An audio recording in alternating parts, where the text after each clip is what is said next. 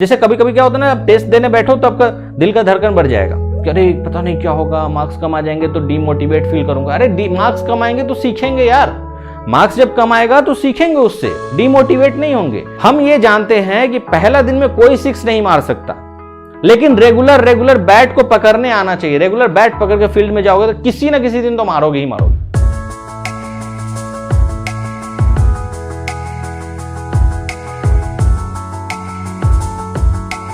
आज हम लोग बहुत ही इंपॉर्टेंट टॉपिक पे बात करने वाले हैं, जो कि हमें लगता है हर एक दूसरे स्टूडेंट का प्रॉब्लम है, जो भी गेट 23 की टारगेट कर रहे हैं, गेट एग्जाम या किसी भी कम्पिटिटिव एग्जाम की टारगेट करते हैं, तो उनको ये प्रॉब्लम बहुत ज़्यादा आता है कि टेस्ट सीरीज में मार्क्स कैसे लाया जाए या टेस्ट सीरीज के परफॉर्मेंस को कैसे इंप्रूव किया जाए। कभी भी आप टेस्ट सीरीज देते हो ना, तो पहला बार में आपका परफॉर्मेंस बहुत गंदा होगा, बहुत गंदा होगा। आप 100% कंप्लीट करे रहोगे, उसके बाद भी आपको परफॉर्मेंस में बहुत ज़्यादा दिखेगा कि बहुत ज़्यादा खराब है। रिगरस एफर्ट लगाओगे, डे टू डे इंप्रूव करोगे, हर एक अल्टरनेट डे टेस्ट का प्लान करोगे, और जो एक दिन बचता है उसमें आप पूरे अपने मिस्टेक को रिवाइज करोगे, फिर जो सब्जेक्ट है उसको रिवाइज करोगे, तब जाके इंप्रूवमेंट दिखेगा। ये एक दिन का नहीं है कि हाँ एक दिन में हम सारा चीज कर लेंगे और बहुत अच्छा से हमारा इंप्रूवमेंट हो जाएगा। नहीं नहीं नहीं, ऐसा नहीं होगा। कभी भी लाइफ में फेल होना अगर आप सीख लिए ना, तो जिस दिन सक्सेस मिलेगी वो तो सब रहते हैं, उस टाइम में तो सब आपके साथ रहते हैं। जब आप फेल होते हो तब आपके साथ कोई नहीं होता।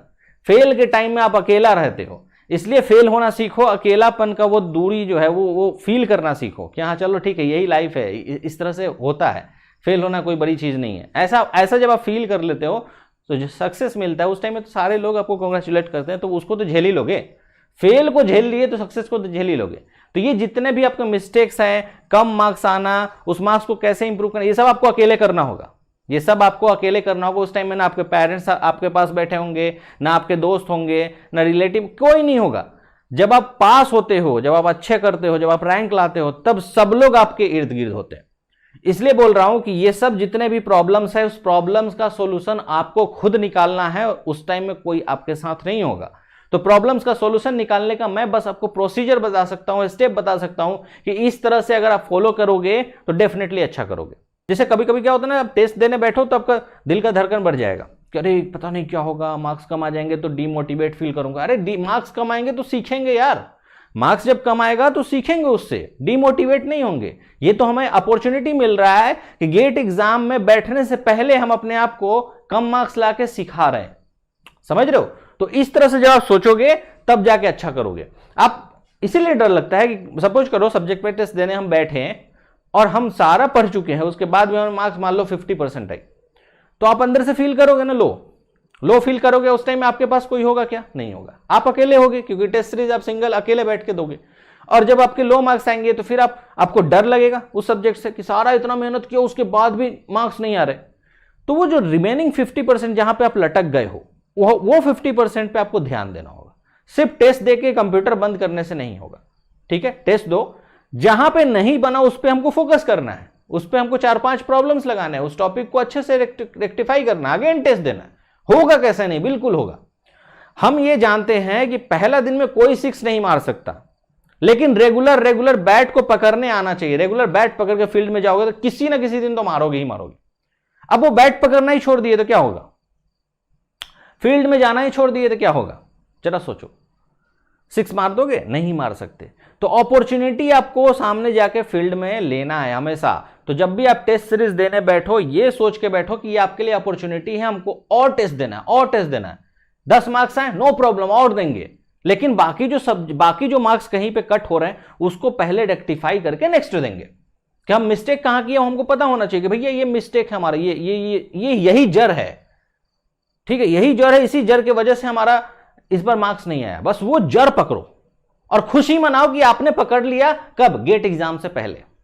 ठीक है, वो खुशी होनी चाहिए कि हाँ ये जो प्रॉब्लम है, इस प्रॉब्लम को हमने पकड़ लिया, चलो सॉल्यूशन निकालते हैं। ठीक है, और सॉल्यूशन निकालने के लिए साम दाम दंड भेद जो करना हो करो, सॉल्यूशन निकालो, फिर बैठो टेस्ट देने, फिर बैठो, अच्छा परफॉर्म करोगे।